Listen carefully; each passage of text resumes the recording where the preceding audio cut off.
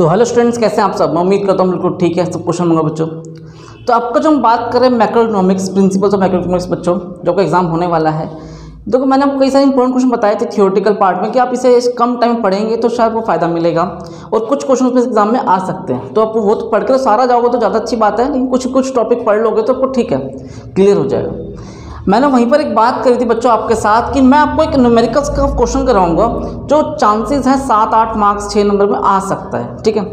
नहीं आया तो वो तो अलग बात है, लेकिन चांसेस हैं, और अगर आ जाए तो 6 में पक्के 7 में पक्के, ये बात मान लो, ठीक है ना। और बहुत इजी कॉन्सेप्ट है, तो हम इसी की बात करते हैं।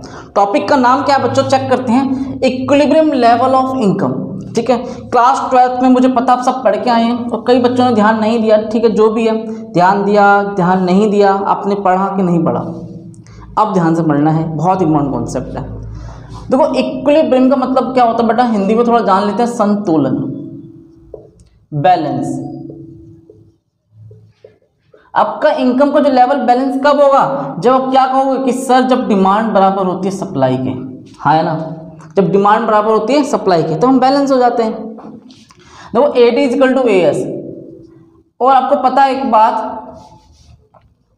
इसे AS कर दो, AS इधर लिख दो और AD इधर, AS इक्वल टू AD, बात एक ही है, ठीक है। तो बच्चों ध्यान देना, AS को हम क्या लिख सकते हैं Y, क्योंकि AS किसके इक्वल है, इनकम के बराबर है, और AD को क्या लिखेंगे, C प्लस I। तो इक्विलिब्रियम लेवल ऑफ इनकम पे Y इज इक्वल टू होता है C प्लस I। C मतलब होता है कंजप्शन, इन्वेस्टमेंट, निवेश, इन सबकी वैल्यू को क्वेश्चन में गिवन होगी, उपभोग, और ये बच्चों आय। ये जो बात हमने करी है ना, वो 2 सेक्टर इकोनॉमी में करी है, 2 सेक्टर इकोनॉमी। और एक बात और, y is equal to C plus I plus G। ये जो हम बात कर रहे हैं, ये बात हम कर रहे हैं इक्विलिब्रियम लेवल पे 3 सेक्टर इकोनॉमी में। तो इक्विलिब्रियम लेवल पे y इज इक्वल टू क्या होना चाहिए, C plus I plus G। अगर क्वेश्चन में G भी है तो समझ जाना 3 सेक्टर इकोनॉमी है, 3 सेक्टर इकोनॉमी।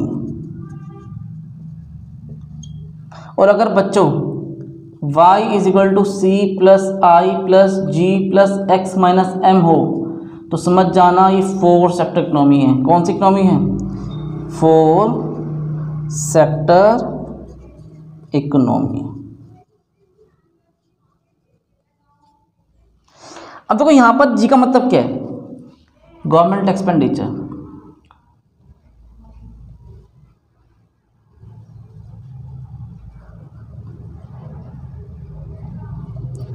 सरकारी व्यय। अब बेटा यहां पर क्या बेटा, एक्स का M। देखो यहां पर बच्चों एक्स और M का मतलब होता है एक्सपोर्ट मतलब निर्यात, और ये इंपोर्ट मतलब आयात, ठीक। यहां तक मन में कोई डाउट है नहीं है। तो 2 सेक्टर में क्या होगा, 3 सेक्टर में क्या होगा, 4 सेक्टर में क्या होगा, हम सारी तरह की बातें कर चुके हैं। यहां तक याद रखना, सबसे इंपॉर्टेंट बात। देखो तो यहां पर जो C का मतलब क्या है, C मतलब होता है कंजप्शन फंक्शन,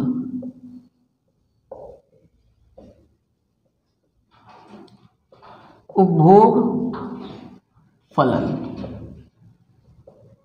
और C का जो यहां मतलब है बच्चों, C का मतलब क्या है यहां पर, C bar plus MPC by D। ये C बार मतलब क्या है, स्वायत्त उपभोग, ऑटोनोमस कंजप्शन। अभी ऑटोनोमस कंजप्शन की बात करते हैं। देखो जब आपकी इनकम 0 होती है तभी कुछ ना कुछ तो खाते ही हो ना, हाँ या ना। जिंदा रहने के लिए कुछ तो जरूरत है ही, ठीक है। जिस तरह आपने सुना होगा कि भैया चाहे काम हो चाहे ना हो, अगर मेरी नौकरी छूट जाए, अगर मैं नहीं पैसा कमाऊंगा तो तब भी रोटी तो खाऊंगा, नमक के साथ खाऊं चाहे तेल के साथ खाऊं, जो मर्जी खाऊं, कुछ तो खाऊंगा बेटा। चाहे 50 रुपये खर्च करूँ चाहे 100 रुपये खर्च करूँ, मतलब हमारा जो मिनिमम कंजप्शन होता है, जो हमारी इनकम 0 होती है, it is called autonomous consumption. ये 12th में आपने सुना होगा, थोड़ा पढ़ा होगा। MPC मार्जिनल प्रोपोर्शनलिटी कंज्यूम, और MPC का मतलब होता है बच्चों डेल्टा C अपॉन में डेल्टा Y। अब ये YD क्या है? YD का मतलब होता है डिस्पोजेबल इनकम। क्या बोलते हैं इसे? Disposable income. ये वो इनकम है जो टैक्स देने के बाद आती है, टैक्स देने के बाद आती है डिस्पोजेबल इनकम, ठीक है। प्रोजेआई बेटा डिस्पोजेबल इनकम टैक्स देने के बाद मतलब जितना आपने कमाया उसमें से टैक्स माइनस कर दो तो क्या आ जाएगा? YD आ जाएगा। तो आपको यहाँ पर जो YD की वैल्यू रखनी है बच्चों, क्या रखना है? Y minus tax, Y minus tax, क्योंकि जो YD है वो टैक्स देने के बाद की इनकम है। तो आपका जो फॉर्मूला बन गया C की जगह क्या लिख दोगे? ध्यान देना C बार प्लस MPC YD। तो 2 सेक्टर हो चाहे 3 सेक्टर हो चाहे 4 सेक्टर हो, C की जगह हमेशा यही फॉर्मूला लगेगा, ध्यान देना। और जो जो आपको वैल्यू दे रखी है उसकी वैल्यू पुट कर देना, इससे क्या आ जाएगा आपके पास? Y आ जाएगा। मन में कोई डाउट है? और YD का मतलब दोबारा समझ लो Y माइनस T। इसे नोट करो, फिर छोटा सा न्यूमेरिकल देखते हैं, फिर प्रैक्टिस होगी। तो छोटा सा क्वेश्चन बच्चों आपके सामने लिखा है, calculate equilibrium level of income. यहाँ पे देखो इक्विलिब्रियम लेवल ऑफ इनकम बताना है from the following data. C given है, I मतलब इन्वेस्टमेंट गिवन है, G मतलब गवर्नमेंट एक्सपेंडिचर गिवन है, T मतलब टैक्स गिवन है। देखो यहाँ पर C है, I है, G है, ठीक है। यहाँ पर एक्सपोर्ट और इंपोर्ट की बात नहीं है, पहले तो ये समझ में आ रहा है। एक्सपोर्ट नहीं है और इंपोर्ट नहीं है, X नहीं है, M नहीं है। तो जब ये कौन सी इकोनॉमी हुई? 3 सेक्टर इकोनॉमी। अगर यहाँ पर X और M दोनों होता, एक्सपोर्ट भी होता, इंपोर्ट भी होता, तो हम क्या कहते हैं? 4 सेक्टर इकोनॉमी। तो पहले तो क्वेश्चन पढ़ के आप जज कर लेना भैया वो क्वेश्चन कैसे वाला है, 2 सेक्टर, 3 सेक्टर या 4 सेक्टर। तो यहाँ पर जो मैं इन्फॉर्मेशन मुझे मिल रही है वो 3 सेक्टर इकोनॉमी की है। तो बेटा इक्विलिब्रियम लेवल पे क्या होता है बच्चों? Y is equal to C plus I plus G। Y is equal to C की जगह वैल्यू पुट कर दो 150 प्लस 0.75 YD, I की जगह 100, G की जगह 150। ये रहा, देखो दोबारा देखो 150 प्लस 0.75। अब देखो YD का मतलब मैंने क्या था? डिस्पोजेबल इनकम, टैक्स माइनस करने के बाद की इनकम। तो ये YD कैसे निकलता है? जब मैं Y में से क्या माइनस कर दूंगा? टैक्स। टैक्स कितने रुपए हैं? 200 रुपये, 200 करोड़ रुपये, 100 प्लस 150। यहाँ तक कोई डाउट मन में? अभी तक मैंने इस क्वेश्चन में कुछ भी नहीं किया बच्चों, सिर्फ वैल्यू पुट करिए, फॉर्मूला लगाया और वैल्यू पुट करिए। YD की जगह Y माइनस टैक्स, C की जगह 150 प्लस 0.75 YD, I की जगह 100, G की जगह 150। जो भी दे रखा था वैसे चीज़ लिख दिया। अब आगे देखो 150 और 150 300 और 100, 300 प्लस 100 400। यहाँ तो खेल खत्म। इनका देखो मल्टीप्लाई करो, इसको इससे करेंगे तो 0.75y माइनस इसको इससे करेंगे कितना है बच्चों? 150 प्लस माइनस माइनस। देखो ऐसे आप इसे कैलकुलेटर से भी कर सकते हो। 2 जीरो 2 जीरो गई, 75 दूनी 150, 400 में से 150 क्या?